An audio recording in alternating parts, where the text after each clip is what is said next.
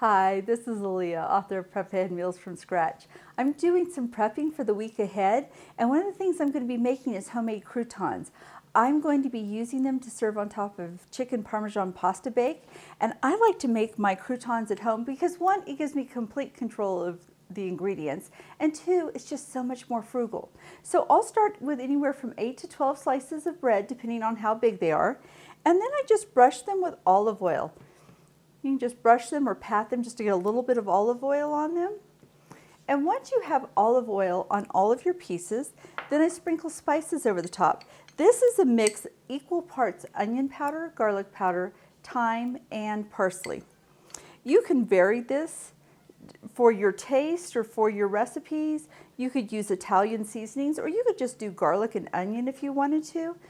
And you can also do, if you're using your croutons for something that requires a pretty basic crouton, you could just do olive oil. You don't have to put the spices on, but I really like to give them a little bit of zest. And whatever I don't use in my casserole, I'll then be able to use in salads. I'm going to flip them over and I'm going to do the other side. I've covered the other side with olive oil, and now I'm just sprinkling it with my spice mix.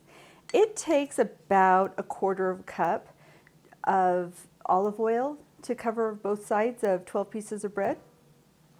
And it takes 3 to 4 teaspoons of spices to cover it. Now, once they're all covered with olive oil and spices, then I just use my pizza cutter to quickly cut them. So I can just go like cut through and just keep going.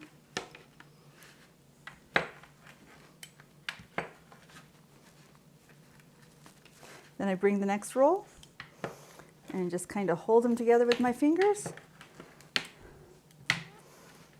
Once I've cut them one direction, then I take my pizza cutter and I cut them down the other way. So I just start at one end, usually work through one piece, then go to the next piece and do a couple of slices to break it up into small pieces, and then go on to the next piece of bread. And by doing this, I can cut up all of these pieces of bread in just a minute or two max. It's a lot easier than doing them all individually. After the bread pieces are cut into cubes, I just quickly toss them and spread them out over the pan. The pan is ungreased. There's enough oil on the bread pieces that I don't have to worry about them sticking. I'm going to put this in the oven at 450 degrees for 5 to 8 minutes. After 2.5 to 3 minutes, I'm just going to go in and toss everything real quickly to prevent one side from getting burnt.